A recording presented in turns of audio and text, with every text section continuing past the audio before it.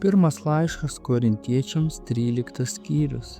Jei aš kalbu žmonių ir angelų kalbomis, bet neturiu meilės, esu kaip skambantis varis ar žvangantys cimbolai. Ir jeigu turiu pranašavimo dovaną ir suprantu visas paslaptis ir turiu visą pažinimą, jei turiu visą tikėjimą, kad galiu kalnus perkelti, tačiau neturiu meilės, esu niekas. Ir jei išdalinu vargšams pamaitinti visą, ką turiu, ir jeigu atiduodu savo kūną sudeginti, bet neturiu meilės, man nėra iš to jokios naudos.